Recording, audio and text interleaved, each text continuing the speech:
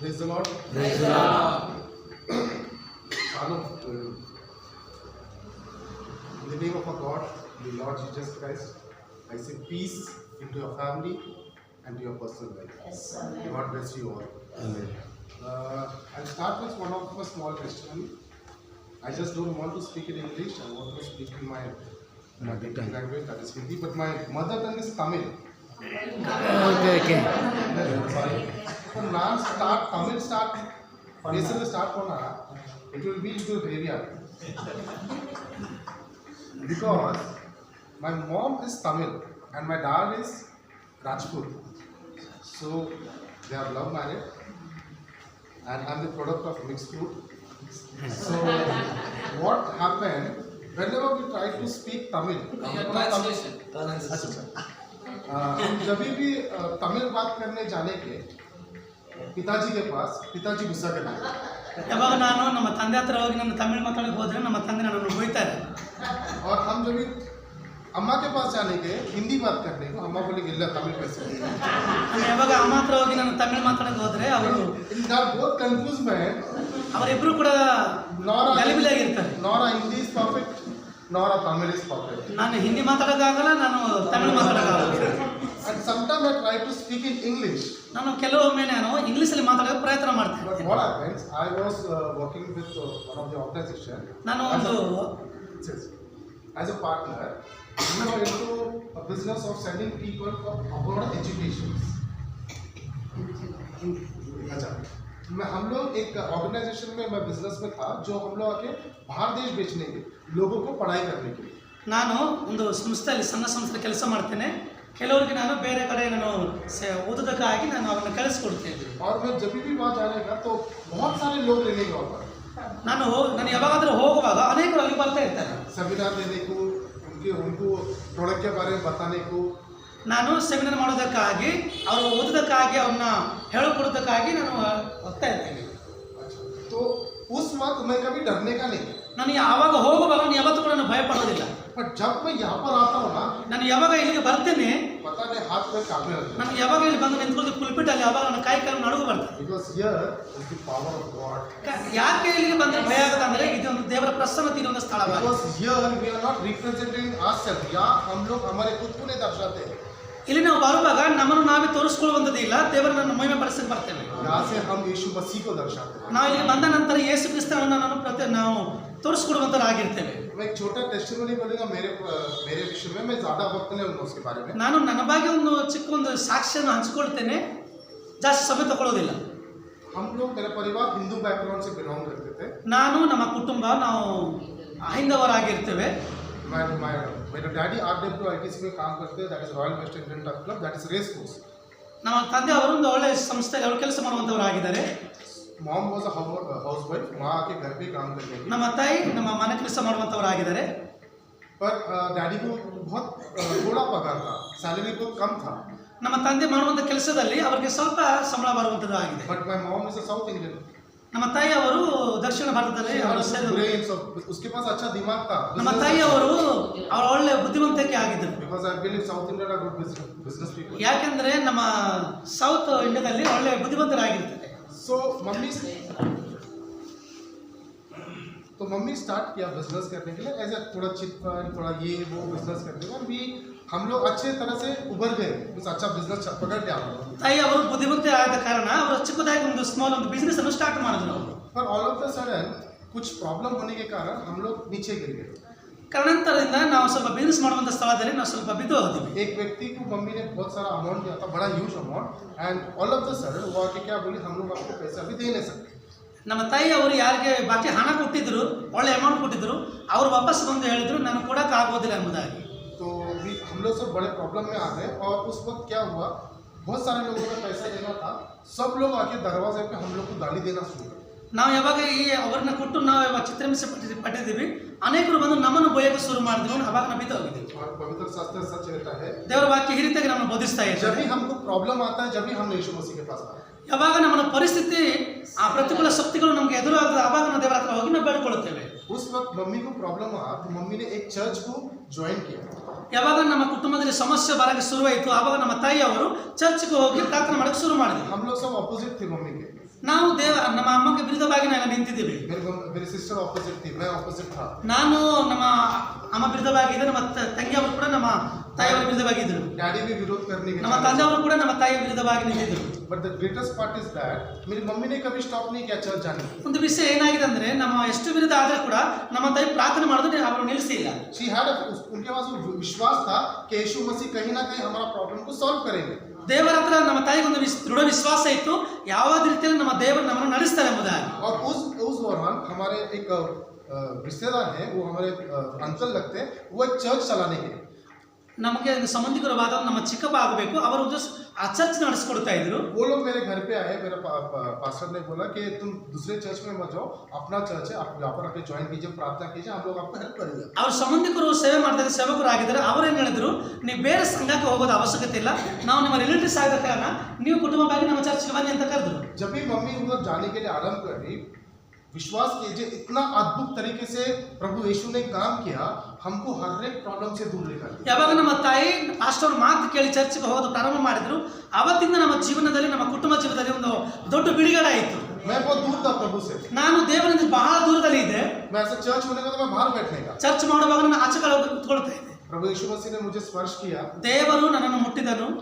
आज ಇವತ್ತು मेरा घराना पूरा परिवार यीशु मसीह का सेवा करता है. ಇವತ್ತು ನಾನು ನಮ್ಮ ಕುಟುಂಬದ ಎಲ್ಲರೂ ದೇವರನ್ನು ಆರಾಧಿಸ್ತಾ ಇದ್ದಾರೆ. ಹಲ್ಲೆಲೂಯಾ. प्रभु की स्तुति और प्रभु की महिमा हो. ಇದು ದೇವರಿಗೆ ಸ್ತುತಿ ಆಗಲಿ, ದೇವರ ಮಹಿಮೆ ಉಂಟಾಗಲಿ. हम यहाँ पर खड़े रह के बोलते हैं कि हमने ये किया, हमने वो किया. ನಾವಿಲ್ಲಿ ನಿಂತುಕೊಂಡು ಹೇಳ್ತೀವಿ, ನಾನು ಇದು ಮಾಡಿದ್ದೀನಿ, ಅದು ಮಾಡಿದ್ರೆ ನಾವು ಹೇಳ್ತೀವಿ. बट मैं समझता हूँ हम शून्य हैं. ಆದ್ರೆ ನಾನು ಅರ್ಥ ಮಾಡ್ತಾ ಇದ್ದೀನಿ, ನಾನು ಜೀರೋ ಆಗಿದ್ದೀನಿ, ಶೂನ್ಯವಾಗಿದ್ದೀನಿ. वो शून्य का वैल्यू जब भी बढ़ता है जब यीशु मसीह हमारे सामने खड़े हैं. ಶೂನ್ಯಕ್ಕೆ ಮರ್ಯಾದೆ ಯಾವಾಗ ಆಗುತ್ತೆ? ದೇವರು ನಮ್ಮನ್ನ ಹತ್ರ ನಿಂತುಕೊಳ್ಳುವಾಗ. क्योंकि जब यीशु मसीह खड़े होते हैं हमारे सामने, यावागा- शून्य का वैल्यू बढ़ता है. ಯಾವಾಗ ಯೇಸು ಸ್ವಾಮಿ ನಮ್ಮ ಹತ್ರ ನಿಂತುಕೊಳ್ತಾನೆ, ಅವಾಗ ಜೀರೋಕ್ಕೆ ಒಂದು ಮರ್ಯಾದೆ ಇರ್ತದೆ. मैं इन दौरान मैं ये नहीं बोलूँगा कि आप लोग बहुत बड़े सेवक लोग होते. मैं पिछले 15 साल से प्रभु का सेवा कर रहा हूँ. मैं पहला हाउस चर्च चलाने का, सेल ग्रुप चलाने का, इन दोनों में पिछले साल से मेरे पास्टर लोग ने मुझे हेल्प किया, प्रभु ने हेल्प किया. मैं चर्च स्टार्ट किया हमारे घर के पास ही, वही घोरपड़ी में, पुणे महाराष्ट्र में. ನಾನು ಮಹಾರಾಷ್ಟ್ರ ಎಂಬ ಒಂದು ಸ್ಟೇಟಲ್ಲಿ, ಪುಣೆ ಅಂತ ಪ್ಲೇಸಲ್ಲಿ ನಾನು ಏನು ಮಾಡ್ತೀನಿ, ಸೇವೆ ನಡೆಸ್ತಾ ಇದ್ದೀನಿ. ನನಗಿಂತ ನೀವು ಎಲ್ಲರೂ ಅನುಭವಿಸಿದ ಸೇವಕರುಗಳು ಇಲ್ಲಿ ಇದ್ದೀರಿ. I belong to Meadows Connect Church from Pune, Maharashtra. ನಾನು ಪುಣೆ ಮಹಾರಾಷ್ಟ್ರದಲ್ಲಿ ಒಂದು ಚರ್ಚ್ಗೆ ಸಂಬಂಧಪಟ್ಟವರು. मेरा सीनियर पास्टर का नाम है पास्टर प्रेम कुमार स्वामी. ನನಗಿಂತ ದೊಡ್ಡ ಸೇವಕರು ಆಗಿದ್ದಾರೆ, ಅವರ ಹೆಸರು ಪಾಸ್ಟರ್ ಪ್ರೇಮ್ ಕುಮಾರ್ ಎಂಬುದಾಗಿ. और वो आके पूर्वा कलस्या है हमारा चर्च काफ़ी सारी जगह पे होता है. ನಾವು ಮಾಡುವಂಥ ಚರ್ಚ್ ಅನೇಕ ಪ್ಲೇಸ್ಗಳಲ್ಲಿ ನಾವು ಸೇವೆ ನಡೆಸ್ತಾ ಇದ್ದೀವಿ. पुणे घोरपड़ी में उस चर्च का पास्टर मैं हूँ. वहाँ पर मैं लीड करता हूँ, परमेश्वर की अगुवाई करता हूँ मैं. ನಾನು ಪುಣೆ ಆ ಹಂತದಲ್ಲಿ ನಾನು ಸೇವೆ ನಡೆಸ್ತೀನಿ. और इन दौरान जब भी मेरे एक ब्रदर पुणे में ऑनलाइन प्रेयर के लिए गए थे, उस वक्त पास्टर पॉल से वो मिले. ಪುಣೆಯಲ್ಲಿ ಆನ್ಲೈನ್ ಪ್ರೇಯರ್ ಮಾಡುವಾಗ ನಮ್ಮ ಪಾಸ್ಟರ್ ಪಾಲ್ ಟೇಬಲ್ ಜೊತೆಲಿ ನಮ್ಮ ಅಣ್ಣಂದಿರವರು ಪರಿಚಯ ಮಾಡ್ಕೊಂಡಿದ್ದಾರೆ ಆನ್ಲೈನ್ ಪ್ರೇಯರಲ್ಲಿ. तो पास्टर से उनका मुलाकात हुआ. ನಮ್ಮ ಅಣ್ಣ ಜೊತೆಲಿ ಅವ್ರಿಗೆ ಇವಾಗ ಪರಿಚಯವಾದರು. और पास्टर के साथ उनका इंटरेक्शन बहुत अच्छे से हुआ. ಅವ್ರ ಜೊತೆಲಿ ಇಬ್ಬರು ಹೊಂದಾಣಿಕೆ ತುಂಬಾ ಚೆನ್ನಾಗಾಯಿತು. और उन्होंने पास्टर से मुझे इंट्रोड्यूस करवाया. ಅವರು ನಮ್ಮ ಅಣ್ಣ ಅವರು ನಮ್ಮ ಪಾಲ್ ಟೇಬಲ್ ಪಾಸ್ಟರ್ ಜೊತೆ ಪರಿಚಯ ಮಾಡಿಕೊಟ್ರು. और जब मैं पास्टर से बात किया, ನಾನು ಯಾವಾಗ ಪಾಲ್ ಟೇಬಲ್ ಪಾಸ್ಟರ್ ಜೊತೆ ನಾನು ಮಾತಾಡ್ತೀನಿ, I was so blessed and so touched to know उनके बारे में जानने के लिए, उनके कलिसिया के बारे में जानने के लिए, उनकी सेवा के बारे में जानने के लिए इतना मैं टच हुआ कि मैं उत्साहित था उनसे मिलने के लिए. ಅವ್ರ ಜೊತೆ ಯಾವಾಗ ನಾನು ಮಾತಾಡೋದು ಪ್ರಾರಂಭ ಮಾಡಿದ್ದೀನಿ, ಅವರಿಂದ ಅನೇಕ ಆಲೋಚನೆಗಳು ನಾನು ಕಲಿತುಕೊಂಡೆ. ನನ್ನ ಆಶೀರ್ವಾದ ಪಾತ್ರನಾದ ನಾನು ಅವರ ಸೇವೆ ಬಗ್ಗೆ, ಅವರ ಕುಟುಂಬದ ಬಗ್ಗೆ, ಅವರ ವ್ಯಕ್ತಿಗತ ಜೀವನದಲ್ಲಿ ನಡೆದಿರುವ ಘಟನೆಗಳು ನನ್ನನ್ನು ಕೇಳಿ ನನಗೆ ಉತ್ಸಾಹ ಬಹಳ ಆಯಿತು. और इन दिनों में मेरे को दिल्ली जा रहा था. मैं पहला जो बिजनेस करने उसको मैंने छोड़ दिया, दूसरा बिजनेस के सिलसिले में जा रहा था क्योंकि मेरा कुछ प्लानिंग चालू था. तो मैं दिल्ली जा रहा था मंडे. ನಾನೊಂದು ಬಿಸ್ನೆಸ್ ವಿಷಯದಲ್ಲಿ ನಾನು ದಿಲ್ಲಿ ಹೋಗುವಾಗ तो सिल्वेस्टर ने मुझे कहा, अन्ना क्या वी गो टू बैंगलोर. ನಮ್ಮ ಪೌಲ್ ಡೇವಿಡ್ ಜೊತೆಯಲ್ಲಿ ಯಾರು ಪರಿಚಯ ಇದ್ದಾರೆ ಅವರ ಅಣ್ಣ ಅವರು ಹೇಳಿದ್ರು, ನಿಮಗೆ ಒಂದು ವೇಳೆ ಅವಕಾಶ ಸಿಕ್ಕುದಾದ್ರೆ ನೀವು ಬೆಂಗಳೂರಿಗೆ ಹೋಗ್ತೀರಾ ಅಂತ ಕೇಳಿದ್ರು. मैं बोला Sylvester why not, will go, हम लोग जाएंगे if you have a good opportunity to meet pastor.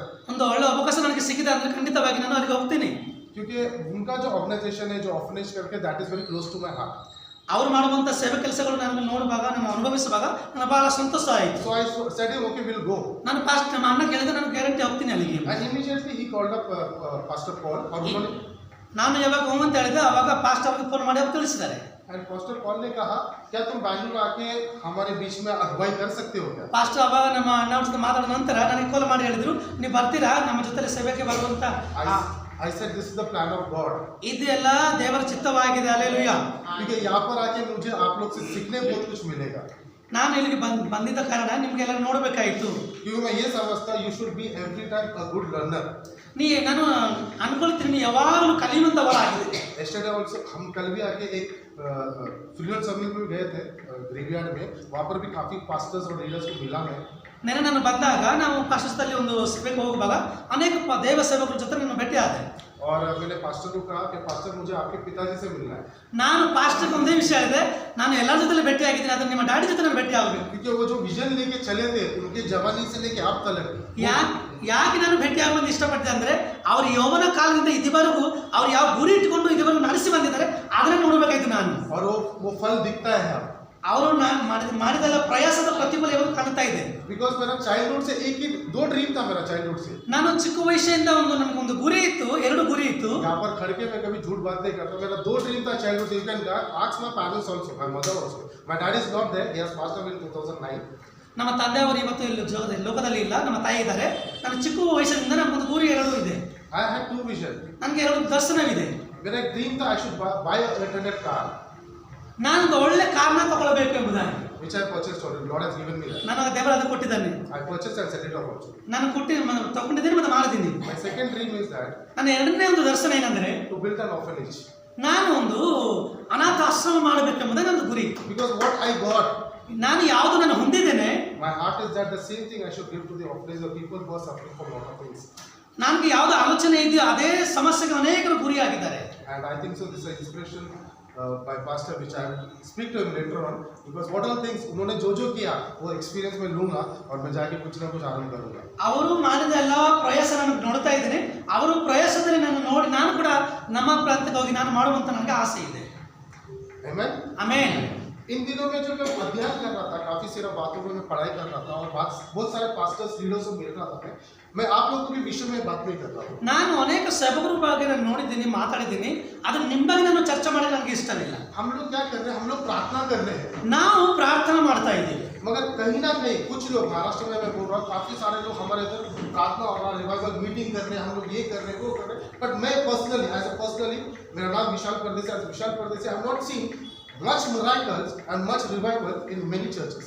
ಅನೇಕರು ನಮ್ಮ ಪುಣ್ಯ ಕಡೆ ಮಹಾರಾಷ್ಟ್ರ ನೋಡಿದ್ದೀನಿ, ಅನೇಕರು ಪ್ರಾರ್ಥನೆ ಮಾಡ್ತಾ ಇದ್ದಾರೆ, ಸೇವೆ ಮಾಡ್ತಾ ಇದ್ದಾರೆ. ಆದರೆ ನಾನು ವ್ಯಕ್ತಿಗತವಾಗಿ ಅನೇಕ ಪ್ಲೇಸ್ಗಳು ನೋಡುವಾಗ ಅದ್ಭುತಗಳು ನಡೆಯೋದು ನಾನು ಕಾಣಲಿಲ್ಲ.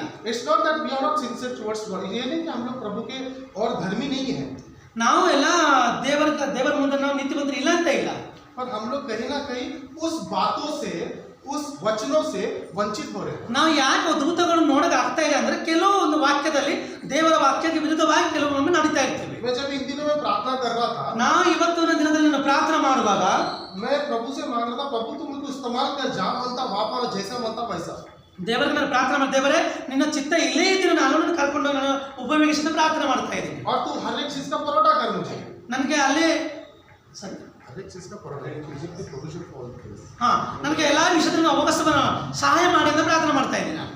प्रभु ने मुझे एक बात बोला. ದೇವರು ನನಗೊಂದು ವಿಷಯ ಮಾತನಾಡಿದರು. प्रभु बोला विशाल, ದೇವರ ವಿಶಾಲ್, मैंने जब भी तुम्हारे विश्वास के पिता अब्राहम को, ನನಗೆ ದೇವರ ನಿಮ್ಮ ವಿಶ್ವಾಸದ ಅಬ್ರಹಾಮನಿಗೆ ये बोला कि आइजैक को जाके महाराज में जाके उसका सैक्रिफाइस कर.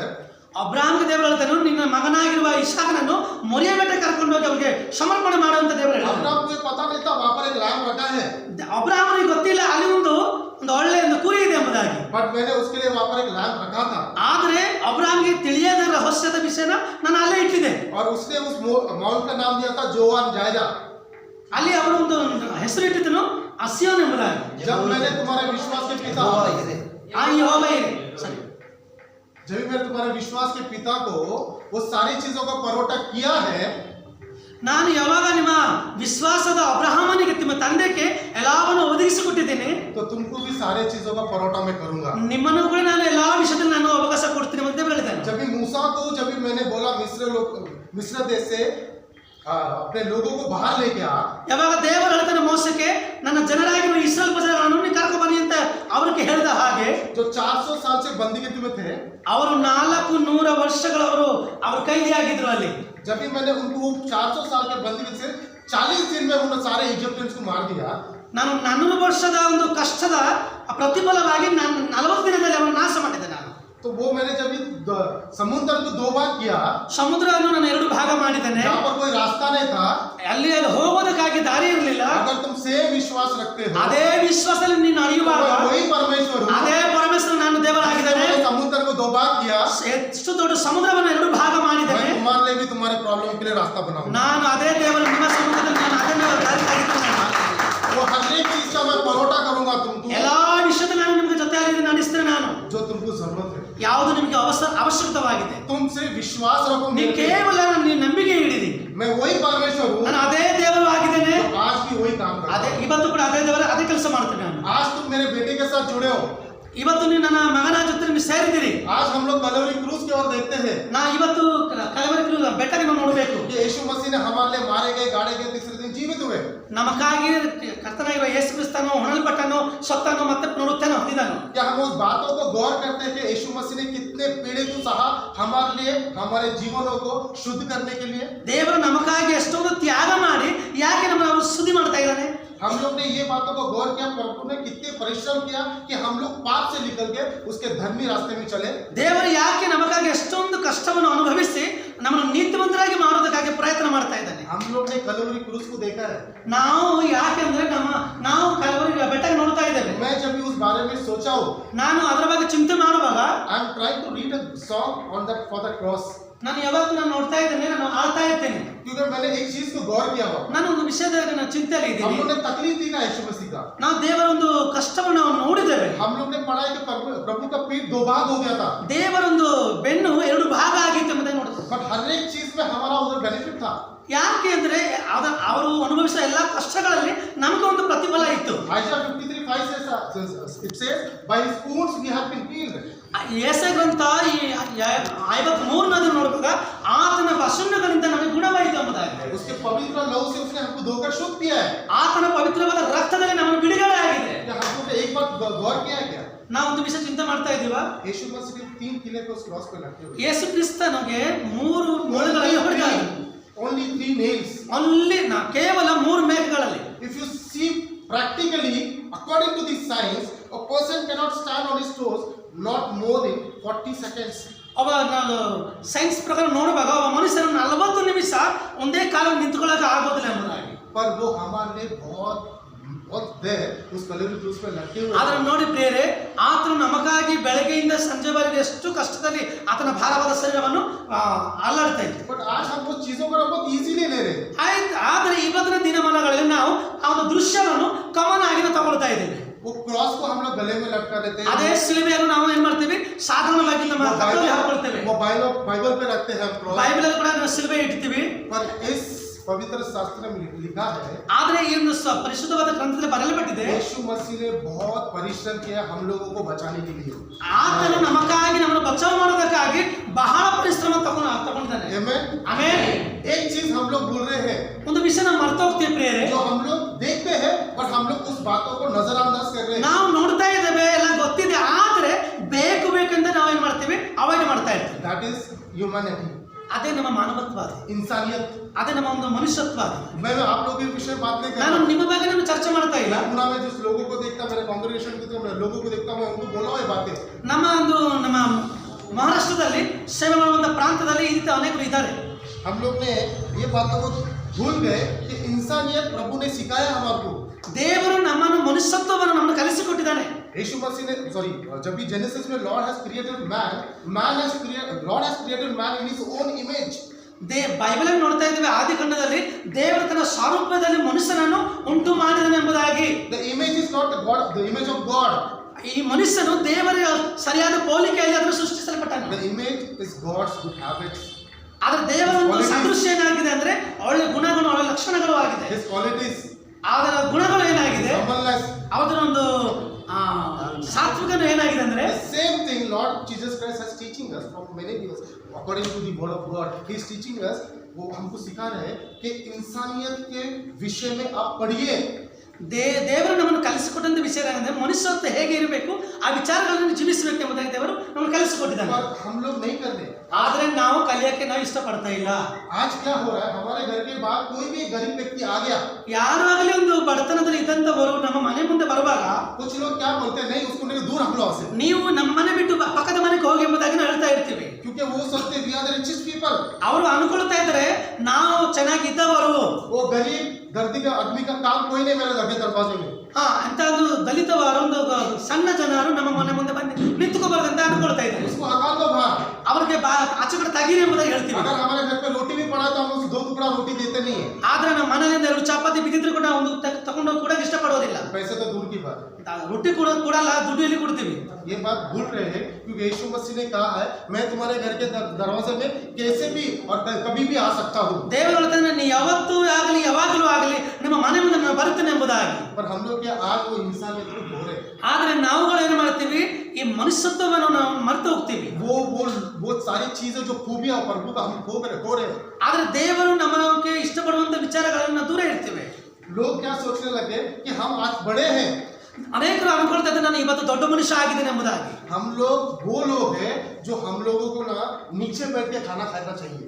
ನಾವು ಯಾರು ಅಂದ್ರೆ ನಾವು ಕೆಳಗಡೆ ಕೂತ್ಕೊಂಡು ಊಟ ಮಾಡಬೇಕು. ನಾವು मगर हम लोग आजकल देखते हैं, मैं जब भी जाता किसी को देखता हूँ, मैं कुछ बिलीवर्स की बात I will not hesitate to tell that, मैं बुरा नहीं ನಾನು ಯಾರ ಬಗ್ಗೆ ಕೆಟ್ಟದಾಗಿ ಮಾತಾಡ್ತಾ ಇಲ್ಲ. और मैं डरूंगा नहीं यहाँ से बोलने के ನಾನು लिए, ಇಲ್ಲಿ ನಿಂತ್ಕೊಂಡಾಗ ನಾನು ಭಯ ಪಡೋದಿಲ್ಲ. because Lord has chosen me to say the truth।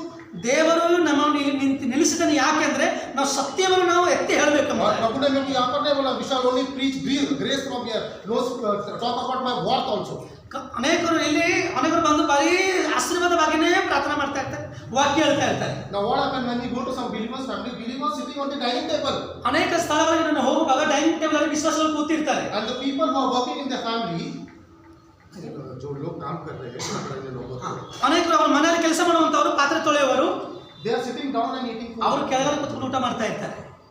They are thinking we are the rich people, you are the slaves, you should sit there। ಅವರು ಅನ್ಕೊಳ್ತಾ ಇರ್ತಾರೆ ಯಜಮಾನರು ನಾವೆಲ್ಲ ಶ್ರೀಮಂತರು ಆಗಿದ್ದೇವೆ, ಅವರು ನಮ್ಮ ಮನೆಯಲ್ಲಿ ಕೂಲಿಯಾಳುಗಳು ಆಗಿದ್ದಾರೆ. Forgetting that Lord has told I have come here not to be served but to serve।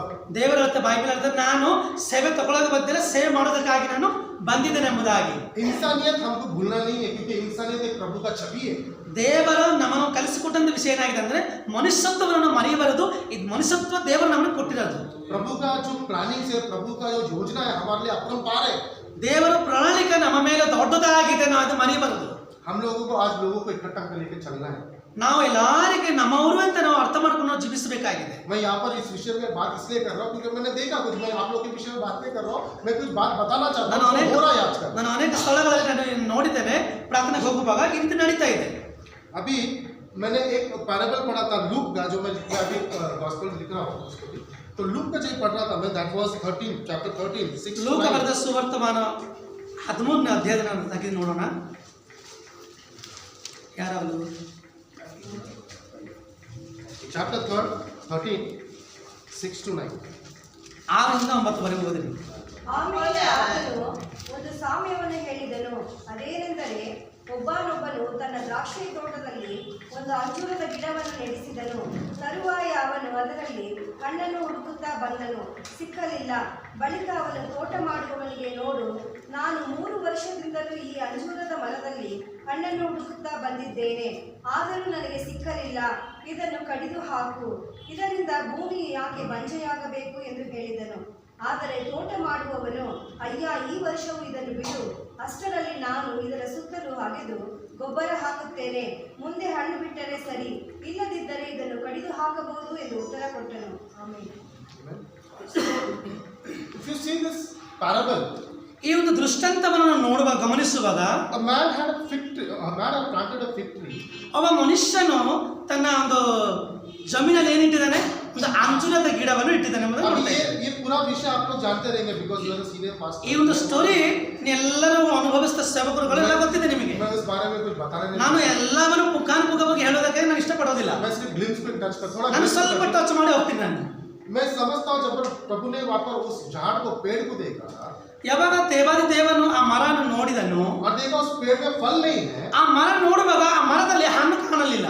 वो वानियर को बोला कि मैं इस पेड़ को निकाल कर फेंक देता हूँ बाहर। ಆದ್ರೆ ಆ ತೋಟದಲ್ಲಿ ಕೆಲಸ ಮಾಡುವಂತ ಆ ಮಾಲಿಯನ್ನು ನೋಡಿ ಹೇಳ್ತಾ ಇದ್ದಾನೆ, ಇದನ್ನ ತೆಗೆದು ಕಾಡ್ತಾ ಹಾಕಿ ಬಿಸಾಕ್ಬಿಡಿರಿ. क्योंकि पिछले 3 वर्षों से मैं देख रहा हूँ इसको, ये ऐसे ही पड़ा है। ಇಲ್ಲಿ ಯಜಮಾನ ಹೇಳ್ತಾ ಇದ್ದಾನೆ, 3 ವರ್ಷದಿಂದ ನೋಡ್ತಾ ಇದ್ದಾನೆ, ಒಂದು ಫಲ ಕೂಡ ಕಂಡು ಬರ್ತಾ ಇಲ್ಲ, ಆದ ಕಾರಣ ಇದೇನು ಮಾಡ್ರಿ, ಕಡಿದು ಹಾಕಿರಿ ಎಂಬುದಾಗಿ. मैं क्या काम करता हूँ, मैं इसको काटता हूँ जड़ से और निकाल कर फेंक देता हूँ। ಇದು ಬೇರೆ ಸಮೇತ ತೆಗೆದು ಬಿಸಾಕಿರಿ ಎಂಬುದಾಗಿ ಹೇಳ್ತಾ ಇದ್ದಾನೆ. क्योंकि ये आके सारे अपने जो जगह है वो जगह को खा रहा है। ಅಲ್ಲಿ ಯಾಕೆ ಈ ಮಾತು ಹೇಳ್ತಿದ್ರೆ ಅಂದ್ರೆ, ಈ ಜಾಗ ಏನಾಗಿದೆ, ಅದು ಬಂಜತನ ಆಗಿದೆ. उसके आड़ोस पड़ोसी में जो पेड़, मैं उसका इलाबरेट कर रहा हूँ, उसके आड़ोस पड़ोसी में जो पेड़ है वो फल दे रहे हैं, बट ये फल ही नहीं दे रहा है। ಅಲ್ಲಿ ಅದು ಹತ್ರ ಇರುವಂತ ಮರಗಳಲ್ಲಿ ಏನಾಗಿದೆ, ಫಲ ಬಂದಿದೆ, ಆದರೆ ಇಲ್ಲಿ ಮಾತ್ರ ಏನಾಗಿದೆ, ಫಲ ಕಾಣುವುದಿಲ್ಲ. तो मैं इसके काम करता हूँ, इस जगह से निकल के फेंक देता हूँ ताकि मैं किसी और को यहाँ पर प्लांट करूँ। ಇದು ತೆಗೆದು ಬಿಸಾಕ್ಬಿಟ್ಟು ಅದೇ ಸ್ಥಳದಲ್ಲಿ ಬೇರೊಂದು ಗಿಡ ತಂದು ನಾನು ಇಡಬಹುದಿಲ್ವಾ? पर वो क्या बोलता है, नहीं नहीं 1 मिनट सबका। ಆದರೆ ಅಲ್ಲಿ ಕೆಲಸ ಮಾಡುವಂತ ವ್ಯಕ್ತಿ ಏನ್ ಹೇಳ್ತಾ ಇದ್ದಾನೆ, ಅಯ್ಯ ಒಂದೇ ಸರಿ ನನ್ನ ಟೈಮ್ ಅವಕಾಶ ಕೊಡಿ. मैं अभी क्या काम करता हूँ, मैं सारे उसके आड़ोस पड़ोसी में बाजू में खत खोलता हूँ, खोद कर अच्छे से मिट्टी डालता हूँ और अच्छे से पानी डालता हूँ और मुझे अब 1 वर्ष का टाइम दीजिए। ಕೆಲಸ ಮಾಡುವಂತ ಮಾಲಿ ಏನ್ ಹೇಳ್ತಾ ಇದ್ದಾನೆ, ಅಯ್ಯ ಇದು ಕಳೆದಾಗದ ಮುಂಚಿತವಾಗಿ ಒಂದು ಸಮಯ ನನಗೆ ಅವಕಾಶ ಕೊಡಿ, ಅದರ ಸುತ್ತ ನಾನು ತೆಗೆದು ಏನ್ ಮಾಡ್ತೀನಿ, ಗೊಬ್ಬರ ಹಾಕ್ತೇನೆ. और मैं सारी चीजों को अच्छी तरह से कंपाइल करता हूँ और वो आने वाले वर्ष में अवश्य पेड़ देगा। ನಾನು ಎಲ್ಲಾನು ಕ್ಲೀನ್ ಮಾಡಿದ ನಂತರ ನಾನೆಲ್ಲ ಅವ್ರಿಗೆ ಅವಶ್ಯಕತೆ ಇದ್ದಂತ ಗೊಬ್ಬರ ಹಾಕ್ತೇನೆ, ನೀರು ಕೊಡ್ತೇನೆ. ಈ ವರ್ಷವನ್ನು ಕೊಡು, ಆದ್ರೆ ಸರಿ अगले वर्ष जब आप आके देखोगे अवश्य इसके अंदर फल रहेगा। ನೆಕ್ಸ್ಟ್ ವರ್ಷ ನೀವು ಬರುವಾಗ ಮತ್ತೆ ನೀವು ಬಂದು ಕಾಣಬಹುದಿಲ್ವಾ? यही चीज हमारा यीशु मसीह कर रहा है एज एडवोकेट बिटवीन अस। ಅದೇ ಪ್ರೊಸೆಸ್ ಅಲ್ಲಿ ದೇವರು ಕೂಡ ನಮ್ಮನ್ನು ಇವತ್ತು ಅದು ನೋಡ್ತಾ पवित्र ಇದ್ದಾರೆ. शास्त्र ये बोलता है यीशु मसीह हमारा एडवोकेट है। ದೇವರು ಪವಿತ್ರ ಬೈಬಲ್ ನಮ್ಗೆ ಹೇಳ್ತಾ ಇದೆ, ಯೇಸು ಕ್ರಿಸ್ತನ್ ನಮ್ಮನ್ನು ಲಾಯರ್ ಆಗಿದ್ದಾನೆ. वो हमारे मध्यस्थी के लिए प्रार्थना करता ಆತನು है। ನಮ್ಮ ಮಧ್ಯದಲ್ಲಿ ತಂದೆಯ ದೇವರಿಗೆ ಪ್ರಾರ್ಥನೆ ಮಾಡ್ತಾ ಇದ್ದಾನೆ. जो स्वर्गीय पिता हमको आके देख रहा है, ತಂದೆಯ ದೇವರು ನಮ್ಮನ್ನು ಬಗ್ಗೆ ನೋಡುವಾಗ हमारे में कुछ फल नहीं है, ನಮ್ಮಲ್ಲಿ ಯಾವುದೊಂದು ಆತ್ಮಿಕವಾದ वो ಗುಣಲಕ್ಷಣಗಳಿಲ್ಲ. बोलता है निकाल कर फेंक दो इसको बाहर। ದೇವರು ಹೇಳ್ತಾ ಇದ್ದಾರೆ, ನೀವು ತಂದೆ ಹಾಕಿ ಬಿಸಾಗಿರಿ ಎಂಬುದಾಗಿ. बट यीशु मसीह कह रहे हैं, ಆದ್ರೆ ಯೇಸು ಕ್ರಿಸ್ತನ್ ನಮ್ಮ ಪರವಾಗಿ नहीं ನಿಂತಿದ್ದಾನೆ. पिता, ದೇವರೇ ತಂದೆ ಬೇಡ, आने वाले वर्ष में अवश्य ये पेड़ आके फल देगा। ಬರುವ ವರ್ಷದಲ್ಲಿ ಇದೇ ಮರದಲ್ಲಿ ಹಣ್ಣು ಕಾಣಬಹುದು. अवश्य ये सारी बातों से भर लेगा। ಇನ್ನು ಈ ಒಂದು ವರ್ಷದಲ್ಲಿ ಎಲ್ಲಾ ವಿಚಾರ ತಿಳ್ಕೋಬಹುದಿಲ್ವಾ? जो इंसानियत है, ಯಾವ್ದು ಮನೋತ್ವ ಇದೆ, जो तेरा अच्छाई है, ಯಾವ್ದೊಂದು ಒಳ್ಳೆ ಕೆಲಸದಲ್ಲಿ जो ಇದೆ, तेरा छवि है, ಯಾವ್ದು ನನ್ನ ಒಂದು ಪೋಲಿಕೆ ಇದೆ. आने वाले वर्ष में तो अवश्य इस पेड़ को देगा। ತಂದೆಯ ದೇವರಿಗೆ ಯೇಸು ಕ್ರಿಸ್ತನು ಹೇಳ್ತಾ ಇದ್ದ ನಮ್ಮ और ಪರವಾಗಿ. जब तू देखेगा इसी पेड़ से तू खुश होगा। ಅದೇ ಮರದನ್ನು ನೋಡಿ ನೀವು ಖುಷಿ ಆಗಬಹುದು. तो हम लोगों को वो पेड़ बनना है। ಅದೇ ಮರವಾಗಿ ನಾವು हमको ನಿಲ್ಲಬೇಕಾಗಿದೆ. सबसे बड़ा चीज इंसानियत को लेके चलना है। ನಾವು ಮಾನವತ್ವವನ್ನು ತಗೊಂಡು ನಮ್ಮ ಮುಂದೆ ನಡೆಯಬೇಕಾಗಿದೆ. हम लोग पवित्र शास्त्र से विश्वास, अनुग्रह, दया, क्षमा ये सारे बातों में सिखाते हैं। ಬೈಬಲ್ ಇಂದ ನಾವು ಪ್ರೇಮ, ಪ್ರೀತಿ, ವಿಶ್ವಾಸ ಎಲ್ಲವನ್ನೂ ಕಲ್ತುಕೊಂಡು ಬಂದಿದ್ದೇವೆ ನಾವು. और हम लोग क्या हो गया, आज हम लोग जैसा एक बुफे सिस्टम रखते हैं, पता है बुफे जो भी खाना खाने जाते हैं हम लोग, ನಾವು ಯಾವಾಗ ಊಟ ಮಾಡಕ್ಕೆ ಹೋಗುವಾಗ ಏನ್ ಮಾಡ್ತೀವಿ ಗೊತ್ತಾ? हम लोग के पास सारे तरह के डिश रहते हैं। ನಮ್ಮ ಹತ್ರ ಎಲ್ಲಾ ವಿಧವಾದ ಒಂದು ಐಟಮ್ಗಳು ಮುಂದೆ ನಿಲ್ಲಿಸ್ತಾರೆ. चाइनीज, मंचूरियन, चिकन, मटन, ब्रिटन सब रहता है। ಈ ಚೈನೀಸ್ ಆಗಿರ್ಬೋದು, ಭಾರತೀಯ ಆಗಿರ್ಬೋದು, ವಿಭಿನ್ನವಾದ ಪದಾರ್ಥಗಳು ನಮ್ಮ ಮುಂದೆ ಇಡ್ತಾರೆ. अंदर कतरिका को एक दे, अंदर काई को एक दे, काई we don't pick up the vegetables। ನಾವು ಯಾವುದು ಕೂಡ ಯಾವಾಗಲೂ ಕೂಡ ನಾವು ಇದು ಯಾವುದು ಈ ವೆಜಿಟೇಬಲ್ ಇಷ್ಟಪಡೋದಿಲ್ಲ. Because we are fond of non-vegetarian। ನಾವು ಯಾವಾಗಲೂ ಕೂಡ ಮಾಂಸಾಹಾರಿ ಆಗಿರ್ತೇವೆ, ಮಾಂಸ ಇಷ್ಟಪಡ್ತೇವೆ. So what we do? We go pick up chicken, mutton, fish, what we say, sweet, France chapati, prawns. Very fond of prawns, uncle. ನಾವು ಯಾವಾಗಲೂ ಸಿಗಡಿ ತಗೊಳ್ತೀವಿ, ಇಲ್ಲಾಂದ್ರೆ ಮಾಂಸ, ಮೊಟ್ಟೆ, ಮತ್ತೆ ಮೀನು, Prawns and everything. ಎಲ್ಲ ಒಳ್ಳೆ ಐಟಮ್ಸ್ಗಳು ಮಾತ್ರ ನಾವು And we pick up the vegetables. ನಾವು ವೆಜಿಟೇಬಲ್ ಇಷ್ಟಪಡೋದಿಲ್ಲ, Thinking we don't like that. ನಾವು ಯಾವ್ದು ಇಷ್ಟಪಡೋದಿಲ್ಲ. The same thing now is happening, the same thing. ನಮ್ಮ ಜೀವನದಲ್ಲಿ ಕೂಡ ಸೇಮ್ ಒಂದು ವಿಚಾರವಿದೆ. We want to pick up the grace, ನೀ ಒಂದು ಆಶೀರ್ವಾದ ಬೇಕು, the anointing, ಆ ಒಂದು ಅಭಿಷೇಕ ಬೇಕು, the flowing. ನೀ ಒಂದು ಆಶೀರ್ವಾದ ಬೇಕು. We don't want to pick up, we don't want to learn about war. क्रोध के बारे में नहीं सीखना। ಹಾ, ನಮಗೆ ಆ ಒಂದು ಕೋಪ ವಿಷಯ ನಾವು ಇಷ್ಟಪಡೋದಿಲ್ಲ. हमको क्रोध के बारे में सीखना नहीं है। ನಾವು ಕ್ರೋಧ ಮಾಡುವಂತ ವಿಚಾರ ನಾವು ಕಲಿಬಾರದು. हमको प्रभु के जो कठिन शब्द उसके बारे में सीखना नहीं है। ದೇವರ ಕಠಿಣವಾದ ವಾಕ್ಯಗಳನ್ನು ಕಲಿಬಾರದು. हमको सिर्फ अनुग्रह सीखना है। ನಮಗೆ ಬಾರಿ ಏನ್ ಬೇಕಾದ್ರು ಕೃಪೆಗಳು ಮಾತ್ರ ನಮಗೆ ಬೇಕಾಗಿದೆ. प्रभु ने ये भी बोला है, अगर तुम सही रास्ते पे नहीं चलोगे तुम्हारा उठा के बढ़ा देते हैं। ದೇವರು ಇದು ಕೂಡ ಹೇಳಿದ್ದಾರೆ, ನೀವು ಸರಿಯಾದ ಮಾರ್ಗದಲ್ಲಿ ನಡೆದಿದ್ರೆ ನಿಮ್ಮನ್ನ ಬೇರೆ ಸ್ವಂತ ತೆಗೆದು ಬಿಸಾಕ್ತೀನಿ ಅಂತ. इसके लिए हमको इंसानियत पकड़ के चलना है. ಅದಕ್ಕಾಗಿ ನಾವು ಮಾನವತ್ವವನ್ನು ತಗೊಂಡು इंसानियत ನಡಿಬೇಕು. में लोग प्रचार नहीं करते. इंसानियत में प्रभु का बहुत बड़ा बड़ा गुण छुपा है. ಅನೇಕರು ಏನು ಮಾಡ್ತಾ ಇದ್ದಾರೆ, ಮನುಷ್ಯತ್ವದಲ್ಲಿ ದೇವರ ವಾಕ್ಯವನ್ನು ಹೇಳ್ಕೊಳ್ಳದೆ ಅನೇಕರು ತಪ್ಪು ಕೆಲಸಗಳು ಮಾಡುವಂತವೇ ಆಗಿದೆ. क्योंकि हम लोग जुन्ना करना पड़ता है. मैं वहां के बोलेंगे बड़ापा ಅದು ಓಲ್ಡ್ ಟೆಸ್ಟಮೆಂಟ್ ಪಡ वो ಭಯ ಆಗ್ತಿದ್ರು. ಅನೇಕರು ಹೇಳ್ತಾ ಇದ್ದಾನೆ, ಓಲ್ಡ್ ಟೆಸ್ಟಮೆಂಟ್ ಹಳೆ ಒಡಂಬಡಿಕೆ ಓದುವಾಗ ತುಂಬಾ ಭಯ ಆಗುತ್ತಪ್ಪ. Because there are lot of laws. ಅಲ್ಲಿ ಏನಾಗಿದೆ ಅಂದ್ರೆ ಜಾಸ್ತಿ ನಿಯಮ ಕಾನೂನುಗಳು ಇದೆ. There are 300 plus laws, 364 laws. ಅಲ್ಲಿ ಜಾಸ್ತಿ 300 ಮೇಲೆ ಏನಿದೆ ಆಜ್ಞೆಗಳು ಇದೆ. Sorry, 630. But in New Testament, if you say according to the doctrine, there are 1050 laws. But Lord Jesus Christ has done that not only for 2 laws. That is, love your God with all your heart, with all your soul, with all your mind, and love your neighbors as yourself. ಹಳೆ ಒಡಂಬಡಿಕೆ ಅನೇಕ ಸಾವಿರಾರು ಆಜ್ಞೆಗಳು ಇದೆ. ಹೊಸ ಒಡಂಬಡಿಕೆ ಬಂದಾಗ ಯೇಸು ಕ್ರಿಸ್ತ ಎರಡು ಮಾತಾಡ್ಬಿಟ್ರು. ಯಾವುದು? ತನ್ನ ದೇವರಿಗೆ ಹೃದಯದ ಪ್ರೀತಿ ಮಾಡ್ರಿ, ನಿಮ್ಮ ಇರುಗು ಪೊರುಗುವರನ್ನ ಪ್ರೀತಿಸ್ರಿ ಎಂಬುದಾಗಿ. Now, why Lord has told love your neighbors as yourself? ಯೇಸು ಕ್ರಿಸ್ತನು ಯಾಕೆ ನಿಮ್ಮ ನೆರೆಯವರನ್ನ ಪ್ರೀತಿಸ್ರಿ ಎಂಬುದಾಗಿ? क्योंकि पड़ोसी से प्रेम करना बहुत कठिन है.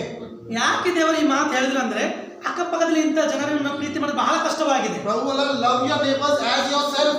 ನೀವು ನಿಮ್ಮ ಹಾಗೇನೆ ನಿಮ್ಮ ಪಕ್ಕದ ಮನೆಯವರನ್ನ ಪ್ರೀತಿ ಮಾಡಬೇಕು. अभी मैं जैसा रहूंगा, मैं मेरा खुद को जब भी रेडी होता तो स्प्रे भी डिओड्रेंट शूज भी पहन के जाता, राइट? ಯಾಕೆಂದ್ರೆ ನಾವು ತಯಾರಾಗುವ ಒಳ್ಳೆ ಶೂ ಹಾಕ್ತೇವೆ, ಟೈ ಹಾಕ್ತೀವಿ, ಕೋಟ್ ಹಾಕ್ತೀವಿ, ಸೆಂಟ್ ಹಾಕೊಂಡು ನೀಟ್ನೆಸ್ ಆಗಿ ನಾವು ಆಚೆ ಕಡೆ ಹೋಗ್ತೇವೆ. और उसी तरह अगर मेरे को किसी ने बोला सेम पड़ोसी को लेके दे, मैं 10 बार सोचूंगा.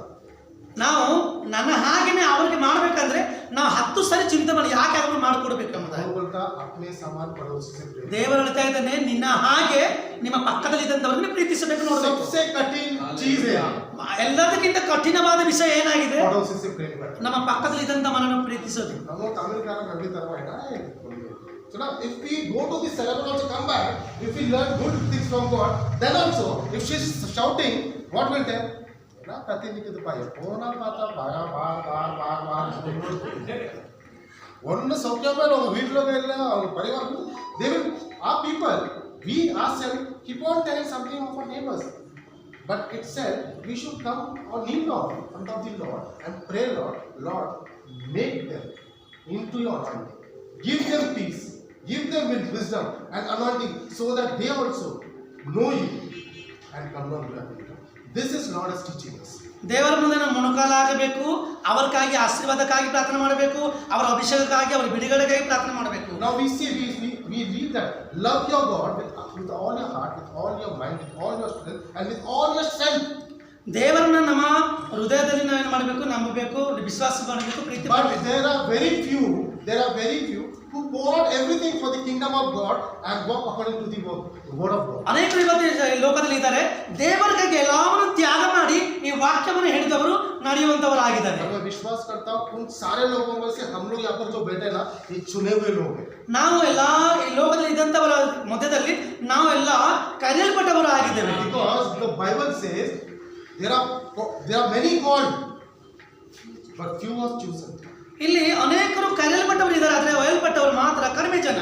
When Lord Jesus Christ, जब प्रभु ने उनको बुलाकर जिसको बीमार थे, जो पाप में थे, उनको बुला के प्रभु ने उनको चंगाई दिया. ದೇವರು ಅವರು ಇದ್ದಾಗ ಈ ಲೋಕದಲ್ಲಿ ಮನುಷ್ಯರಲ್ಲಿ ಇದ್ದಾಗ ಅನೇಕರನ್ನು ಕರೆದು ಅವ್ರಿಗೆ ಆಶೀರ್ವಾದ ಮಾಡಿದರು. They were called. ಅವ್ರಿಗೆ ಕರೆದರು. But the chosen was standing behind. That's 12 ಶಿಷ್ಯ. ಆದರೆ ದೇವರು ಕರೆದಿರೋ ಜನ ಬೇರೆ, ಆದರೆ ಅವರು ಅರಿಸಂತವರು 12 ಮಂದಿ ಮಾತ್ರ. 12 disciples were standing behind of him. ಯೇಸು ಕ್ರಿಸ್ತನ ಹಿಂದೆ ಅವರು ಕರೆಯಲ್ಪಟ್ಟವರು ಎಷ್ಟು? ಅವರು 12 ಮಂದಿ ಇದ್ರು. The same thing Lord is telling us, you people are chosen, and I believe this congregation, these people are chosen because you heard, because I just heard from pastor, मैंने कभी सुना pastor 150 किलोमीटर दूर, 80 kilometre दूर से आप लोग यहाँ पर आए हैं. ನನ್ನ ಪಾಸ್ಟರ್ ಮಾತಾಡುವ ಪಾಸ್ಟರ್ ಇದ್ರು, ಅನೇಕರು ಬಹಳ ದೂರದಿಂದ ಪ್ರಯಾಣ ಮಾಡಿ ಪ್ರಯಾಸಪಟ್ಟು ಇಲ್ಲಿ ಬಂದಿದ್ದಾರೆ. I was blessed to, मैं बहुत आशीर्वादित हुआ ये सुनकर ನಾನು ಇದು ಕೇಳಿಬಿಟ್ಟು ತುಂಬಾ ಆಶೀರ್ವಾದಿಸಲ್ಪಟ್ಟನು. ನಾನು कि लोग इतने प्रभु के भूखे हैं. ನನಗೆ ಒಂದು ಖುಷಿ ಐತೆ ಅಂದ್ರೆ ದೇವರು ವಾಕ್ಯ ಕೇಳೋದಕ್ಕಾಗಿ ಆರಾಧನೆ ಮಾಡೋದಕ್ಕೆ ಎಷ್ಟೊಂದು ದಹವಳವರಾಗಿದೆ. साउथ में बहुत बड़ा बड़ा कार्य होता है. ಯಾಕಂದ್ರೆ ಈ ಸೌತ್ ಅಲ್ಲಿ ಅನೇಕ ಅದ್ಭುತಗಳು ನಡೆಯುವಂಥದ್ದು ಆಗಿದೆ. ಎಲ್ಲರೂ ಕೂಡ There's one of the pastors sitting. It's not. I never give compliment to anybody. I'm very straightforward person. मैं बहुत आगे बात करता हूँ. मैं सीधा बात करता हूँ। ನಾನು पास्टर भी ಸ್ಟ್ರೇಟ್ जानता ಫಾರ್ವರ್ಡ್ ಆಗಿ ನಾನು ಮಾತಾಡುವಂತ ವ್ಯಕ್ತಿ है। पास्टर ಆಗಿದ್ದೇನೆ भी जानता है, मैं सीधा बात कर रहा हूँ। मैं जब से यहाँ पर खड़ा होना चालू किया, the time when I'm standing here, Lord has taught me to say the truth, never give compliment to anybody. ನೀ ಯಾರಿಗೆ ಪಕ್ಷಪಾತಿಗೆ ಮಾತಾಡಬಾರದು, ಇಲ್ಲಿ ನಿಂತುವಾಗ ಇರೋದು ಇದ್ದಂಗೆ ನೀವು ಮಾತಾಡಬೇಕಂತ ದೇವರ ಆತ್ಮ ನಮ್ಗೆ ಹೇಳ್ತಾ ಇದ್ದಾರೆ. Because I don't see anybody big ಯಾರು ಕೂಡ ದೇವರ ಮುಂದೆ ದೊಡ್ಡವರಿಲ್ಲ except my Lord Jesus Christ. ದೇವರಕ್ಕಿಂತ. ಹಲ್ಲೆಲೂಯಾ.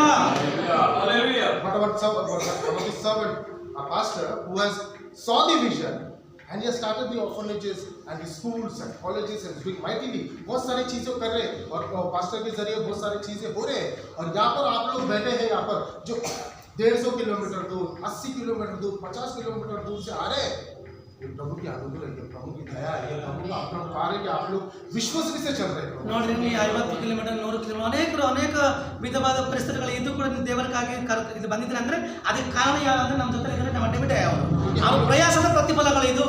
हम लोग चुने हुए लोग हैं ನಾವೆಲ್ಲ ಕರೆಯಲ್ಪಟ್ಟವರು, ದೇವರಿಂದ ಹರಿಸಲ್ಪಟ್ಟವರು. और आप विश्वास कीजिए, मैं पुणे से यहाँ पर चल के आया हूँ। ನಾನು ಪುಣೆಯಿಂದ ಇಲ್ಲಿಗೆ ಬಂದಿದ್ದೀನಿ ಅಂದ್ರೆ ಕಾರಣ ಏನು? मैं प्रभु से पूछ रहा, प्रभु मैं क्या बोलूं क्या बोलूं क्या बोलूं। ದೇವರ ಹತ್ರ ನಾನು ಕೇಳ್ತಾ ದೇವರ ನಾನು ಅಲ್ಲಿಗೆ ಹೋಗ್ತೀನಿ ನಿಜ, ಆದ್ರೆ ಏನ್ ಹೇಳಬೇಕು ಪ್ರಜಾಕ್ಕೆ? कल सवेरे में मुझे आके एक जगह प्रचार करना है, प्रभु से मैं पुणे में से पूछ रहा, प्रभु क्या, प्रभु ने बहुत अच्छे वचनों से आशीर्वादित किया मुझे। ನಾನು ದೇವರ हत्र ಕೂತ್ಕೊಂಡು ನಾನು ಪ್ರಾರ್ಥನೆ ಮಾಡಿ ದೇವರ ಹತ್ರ ಕೇಳುವಾಗ ವಾಕ್ಯದ ಒಂದು ಒಳ್ಳೆ ವಚನದಿಂದ ನನ್ನ ದೇವರು ನಾನು ಮಾತನಾಡ್ತಾರೆ. और विश्वास कीजिए, आज प्रभु बोलते हैं अगर इसी तरह आप लोग विश्वासता से प्रभु के साथ चले हुए, ನೀವು ಕೂಡ ದೇವರ ಹತ್ರ ಇದೇ ರೀತಿಯಾಗಿ ನೀವು ನಂಬಿಕಸ್ಥರಾಗಿ ನೀವು ನಡೆಯುವಾಗ, यहाँ पर 30 लोग बैठे हैं ना, ಇಲ್ಲಿ ನೀವು 30 ಜನ ಕೂತಿದ್ರಲ್ವಾ, आने वाले 300 लोग बैठेंगे यहाँ पर, ಇನ್ನೊಂದು ನೆಕ್ಸ್ಟ್ ಬಂದಾಗ 300 ಜನ ಕೂತಿರ್ತೀವಿ.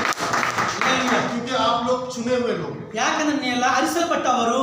आप प्रभु पे विश्वास ನೀ करने वाले ದೇವರ हैं। ಹತ್ರ ನೀವು ನಂಬಿಕೆ ಇಡೋದು ಜಾಸ್ತಿ ಅವಶ್ಯಕ. आप प्रभु को कभी छोड़ने वाले ನೀ नहीं। ದೇವರಿಗೆ ಯಾವಾಗ ಬಿಡುವಂತವರು ಇಲ್ಲ. सोच लीजिए आप छोड़ भी दोगे ना, प्रभु कभी तुम्हें छोड़ेगा नहीं। ನಾವೊಂದು ವೇಳೆ ಚಿಂತೆ ಮಾಡಬಹುದು, ನಾನು ಬಿಟ್ಟು ಬಿಡ್ತೀನಿ ಅಂತ, ಅದ್ರ ದೇವರು ನಮ್ಮನ್ನು ಬಿಡುವುದಿಲ್ಲ. प्रभु बोलता है मैं कभी तुम्हें छोड़ूंगा नहीं, कभी ದೇವರು छोड़ूंगा ಹೇಳ್ತಾರೆ नहीं। ನಾನು ನಿಮ್ಮನ್ನು ಬಿಡುವುದಿಲ್ಲ, ಕೈ ಬಿಡುವುದಿಲ್ಲ. और जर्मन 29:11 में बोलता है I know what I plan for you, ನಾನು ನಿಮಗಾಗಿ ಒಂದು ಪ್ರಣಾಳಿಕೆ ಇಟ್ಟಿದ್ದೇನೆ. प्लान टू प्रॉस्पर यू, ನಾನು ನಿಮಗಾಗಿ ಒಂದು ಏನು ಪ್ರಣಾಳಿಕೆ ಇಟ್ಟಿದ್ದೇನೆ. Future filled with hope. ನಾನು ನಿಮ್ಮ ಒಂದು ಭವಿಷ್ಯಕ್ಕಾಗಿ ನಾನು ಚಿಂತೆ ಮಾಡಿದ್ದೇನೆ. Commit everything. Proverbs 16:8 says commit everything into Lord's hand and Lord will establish it. ದೇವರು ನಮ್ಮನ್ನು ಏನು ಮಾಡ್ತಾನೆ? ಪ್ರತಿಷ್ಠಿತ ಮಾಡ್ತಾನೆ. जो भी तुम लोग कर रहे हो प्रभु के पास दे दो। ಯಾವುದು ನೀವು ಮಾಡಿದ್ರು ಕೂಡ ದೇವರಿಗೆ ಸಮರ್ಪಣೆ ಮಾಡಿರಿ. आज अगर मैं इंसानियत के विषय, ह्यूमैनिटी के विषय में बात कर रहा हूं तो उस पे गौर कीजिए। ಇವತ್ತು ನಾವು ಮನುಷ್ಯತ್ವ ಬಗ್ಗೆ ಮಾತಾಡುವಾಗ ಅದರ ಬಗ್ಗೆ ನೀವು ಡೀಪ್ ಆಗಿ ಒಳಗಡೆ ಹೋಗಿರಿ. आपने तो आपके बच्चों को, आपके पड़ोसी को सिखाओ उस बातों को। ನೀವು ಕಲಿತಿರೋ ವಿಷಯ ನಿಮ್ಮ ಕುಟುಂಬವನ್ನು ನಿಮ್ಮ ಮಕ್ಕಳಿಗೂ ನಿಮ್ಮ ಪಕ್ಕದ ಮನೆಯಲ್ಲಿ ಕಲಿಸ್ಕೊಳ್ಳಿ. अपने बच्चों को सिखाओ, अपने पड़ोसी को सिखाओ। सिर्फ आके इधर प्रचार करना जरूरी नहीं है, उधर बैठकर टेबल साफ करना भी जरूरी है।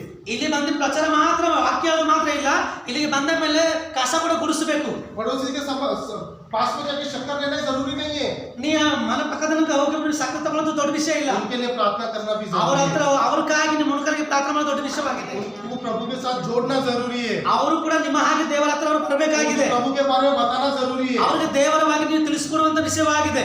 मैं एक छोटा सा स्टोरी बोलूं, चलेगा 5 मिनट्स?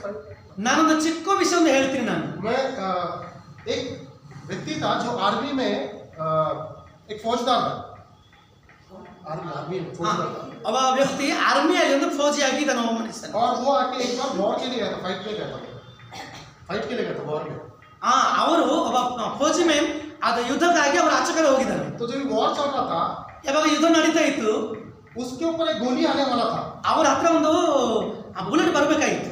तो उधर एक बीच में एक दूसरा फौजी आ गया, ಆ ಬುಲೆಟ್ ಬಂದಾಗ ಇನ್ನೊಬ್ಬ ಮನುಷ್ಯ ಅಲ್ಲಿ ಅಡ್ಡ ಬಂದಾನೆ. उसके दिल में लग के वो फौजी मर गया। ಆ ಮಧ್ಯಸ್ಥನಾಗಿ ಬಂದಿರೋ ವ್ಯಕ್ತಿ ಅಲ್ಲಿ ಡೆತ್ ಆದ್ರು ಅವರು.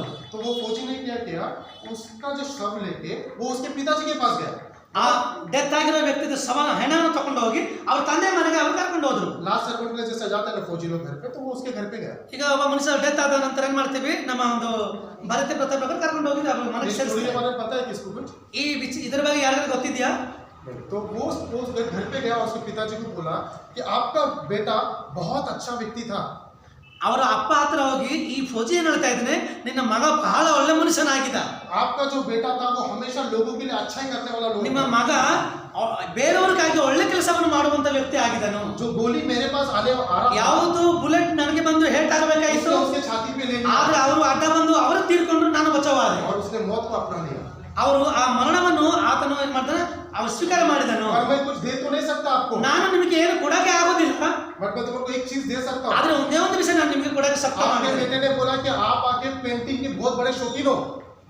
Painting painting painting drawing drawing ಅವರ ಅಪ್ಪ ಅವರು ಈ ಪೇಂಟಿಂಗ್ ನೋಡಿದಾಗ ಅವ್ರು ತುಂಬಾ ಇಷ್ಟಪಡುವಂತ ವ್ಯಕ್ತಿ ಆಗಿದ್ದಾರೆ. उसका पिताजी बहुत धनवान व्यक्ति था, ಅವರು ಅಪ್ಪ ಬಹಳ ಧನಿಕನಾಗಿದ್ದನು, बहुत पैसा था उसके पास, ಒಳ್ಳೆ ದುಡ್ಡು ಸಂಪಾದನೆ ಮಾಡಿದ ವ್ಯಕ್ತಿ. बट वो शौकीन था पेंटिंग का. ಆದ್ರೆ ಅವ್ರಿಗೊಂದು ಪೇಂಟಿಂಗ್ ಒಂದು ವಿಷಯ ತುಂಬಾ ಅವರು तो उसने बोला मैंने आपके बेटे का पेंटिंग बनाया है ಆದ್ರೆ ನಾನು ನಿಮ್ಮ ಮಗನ ಚಿತ್ರವನ್ನು ನಾನು ರೆಡಿ ಮಾಡಿದ್ದೇನೆ, और तो मैं तुमको गिफ्ट करता हूँ. ಅದನ್ನ ನಾನು ಗಿಫ್ಟ್ ಆಗಿ ಕೊಡ್ತೇನೆ. पिताजी को देगा और चले जाता है. ಅವರ ಅಪ್ಪ ಕೊಟ್ಟು ಕೂಡ ಹೋಗ್ಬಿಡ್ತಾನೆ. कुछ दिनों के बाद ಕೆಲವು ದಿನ ಆದ ನಂತರ उसको सुनाई पड़ता है कि उसका पिताजी जो व्यक्ति था वो गुजर गया.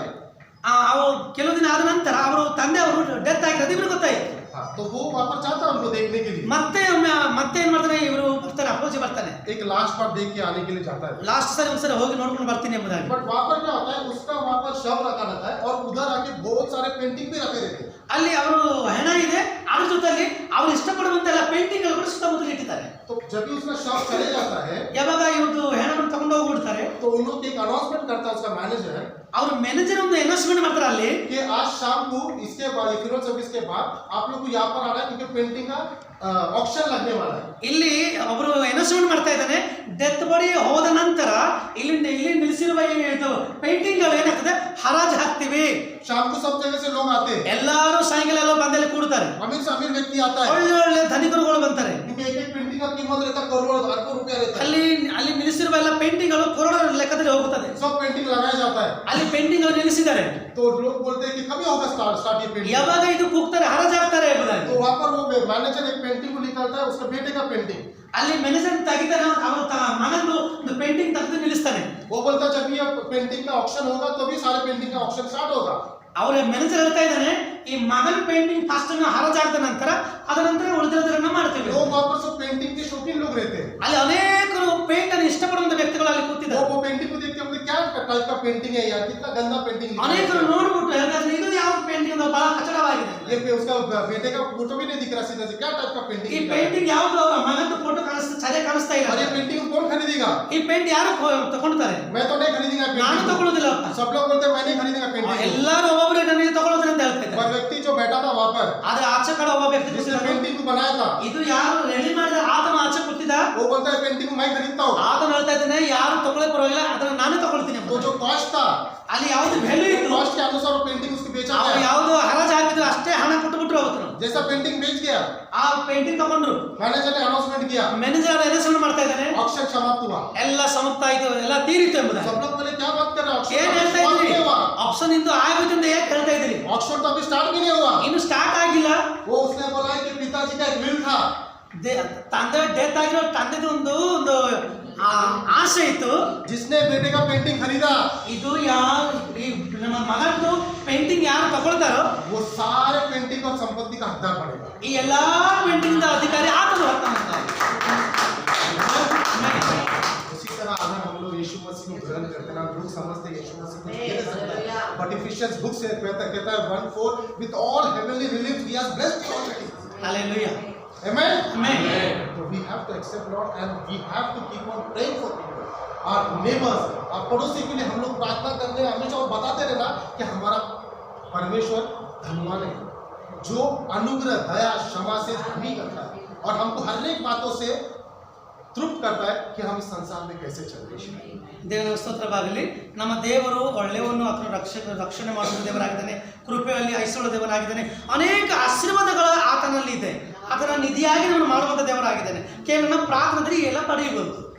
इसलिए मेरा एक हम्बल रिक्वेस्ट सभी लोग से इंसानियत को पकड़ते चलिए. ನನ್ನ ಎಲ್ಲಾ ಕುಳಿತಿರುವ ಎಲ್ಲರಿಗೂ ನಾನು ರಿಕ್ವೆಸ್ಟ್ ಮಾಡ್ತೀನಿ, ಎಲ್ಲರೂ ನಮ್ರತೆಯಿಂದ चलना, क्योंकि हम लोग देख रहे हैं काफी सारे लोग रास्ते पे गिरे हैं, कोई पूछता नहीं है, कोई देखता भी नहीं है. भले लोगों के पास लाख रुपए है जेब में, वो जाके होटल में खाना खाएंगे, 1 रुपए का नेगोशिएट नहीं करेंगे, बट रास्ते पे आके किसी ने भी खाना खाया ना 10 रुपए बोले तो बोलते हैं हम लोग 2 रुपए देंगे. ये start negotiating there. They forget the humanity on the road, but 5 star में उनका humanity है। इसके लिए बोलता आज इंसानियत को पकड़ के चले, हमारे पास जो है हम लोग ऊपर लेके ले जाएंगे, सिर्फ प्रभु का वचन हम ऊपर लेके जाएंगे। Hallelujah. ಇವತ್ತು ಬೀದಿಯಲ್ಲಿ ಅನೇಕರು ಕಷ್ಟದಲ್ಲಿ ಇದ್ದಾರೆ, ಊಟಕ್ಕೆ ಗೊತ್ತಿಲ್ಲದೆ, ನಮ್ಮ ನಿದ್ರೆ ಮಾಡೋಕೆ ಸ್ಥಳ ಇಲ್ಲದೆ, ಬಟ್ಟೆ ಇಲ್ಲದೆ ಅನೇಕರು ಕಷ್ಟದಲ್ಲಿದ್ದಾರೆ. ಆದರೆ ಅನೇಕರು ಇವತ್ತು 5 ಸ್ಟಾರ್ ಹೋಟೆಲ್ಗಳಲ್ಲಿ ಮೋಜು ಮಾಡ್ತಾ ಇದ್ದಾರೆ. One of the good preacher, Miles Moore, I don't want to go from here, I just want to go from here empty. मैं कुछ बना के नहीं जाना चाहता, मैं यहाँ पर खाली होके जाना चाहता। ಅವ ದೊಡ್ಡ ಮನುಷ್ಯ ಹೇಳ್ತಾ ಇದ್ದಾನೆ, ನಾನು ದೊಡ್ಡದಾಗಿ ಹೋಗೋದಿಲ್ಲ, ನಾನು ಏನು ಇಲ್ಲದವನು ಆಗಿ ಹೋಗ್ತೇನೆ ಎಂಬುದಾಗಿ. So we have to carry here only the word of God and rest यहाँ पर ही छोड़ के जाना है।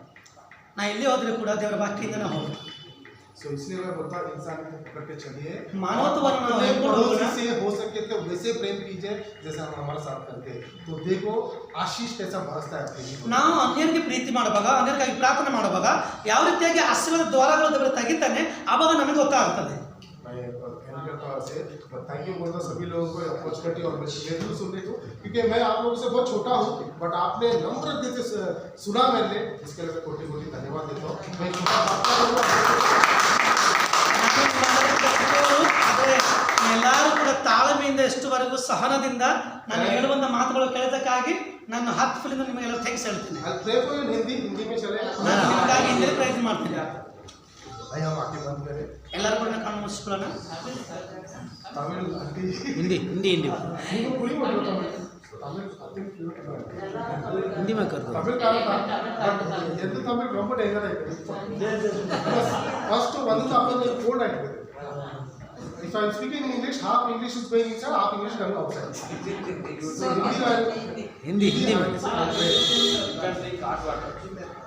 करुणा में दयालु परमेश्वर, सब सामर्थ्य परमेश्वर, आपके नाम की महिमा प्रशंसा और गौरव हो। हमको अपने स्वरूप में बनाने वाले परमेश्वर, आपके नाम की जय जय और प्रशंसा गौरव करते हैं।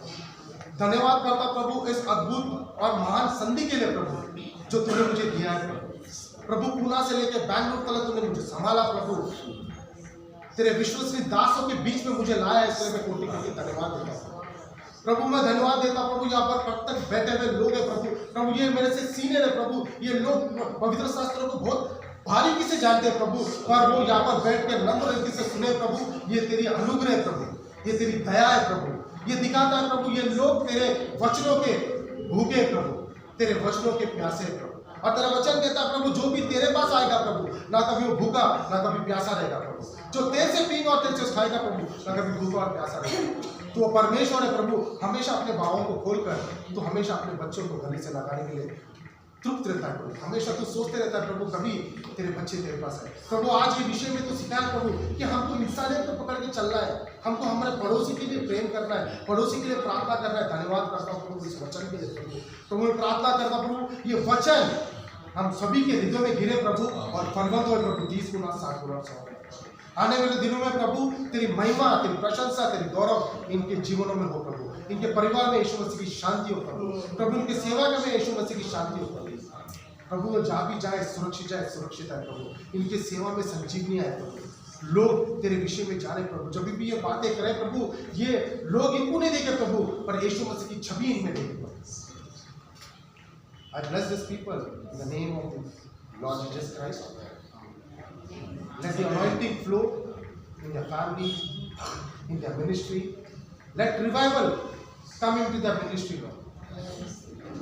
Lot of prayer is that, Lord, whenever they pray for any sick, any people who have any problems, let that sickness go away, Lord. Let the problem go away, Lord. You make the representative of Lord Jesus Christ to each and every people of you. You anoint them. You fill with the Holy Ghost, Lord. Your grace is sufficient for us. आपके अनुग्रह और दया से हम लोग पूरे लोगों को जीत सकते हैं, हमारा विश्वास है। जैसे हर एक चीज़ों से, हर एक बातों से तूने हर एक चीज़ों को परोटा किया प्रभु, उसी तरह प्रभु यहाँ पर बैठे हुए हर एक लोगों को तू पास्टर स्टीवेंस को परोटा करते हो। मैं प्रार्थना करता हूँ प्रभु पास्टर पॉल के लिए, पिताजी के लिए प्रभु, जैसा वो लोग ये कार्य में जुड़े प्रभु, के वो लोग बहुत सारे चीज़ों से प्रभु जूझ रहे प्रभु, हर एक चीज़ों को प्रभु तू परोटा करता है, किसी बात की कमी नहीं ना हो। यहाँ पर बैठे लोगों के लिए प्रार्थना करता प्रभु, जो भी विषय में वो लोग जूझ रहे प्रभु, वो सारी बातों का परोटा तू करना है, इनको किसी बात की कमी गति होने नहीं देना। तेरा वचन कहता प्रभु, जो तुमसे मांगोगे हर एक चीज़ तुमको प्राप्त होगी। प्रभु सारे मेरे भाई बहनों के लिए, पास्टर्स के लिए प्रभु मैं प्रार्थना करता हूँ प्रभु, मैं आपके पवित्र चरणों में समर्पित करता हूँ। इनको तू उभारना प्रभु, इनको तू बढ़ाना प्रभु, और इन पे तू उपदेश करना। जहाँ भी ये सेवकाएं करे प्रभु, वो सेवा में प्रभु संजीवनी आने, आपकी महिमा प्रशंसा गौरव, जब भी बातें करें प्रभु उनके मुख से केवल आपकी प्रशंसा और गौरव। प्रत्येक लोगों को आपके पवित्र नाम से करता हूँ और पवित्र आत्मा करता हूँ। जब भी सभी लोग प्रभु जैसा है सुरक्षित है प्रभु, सभी लोग सुरक्षित है। ये सारी विनती प्रार्थना मेरे जीवित का उद्धार करता जो थे, जो है, जो आने वाले यीशु मसीह के नाम से करता हूँ।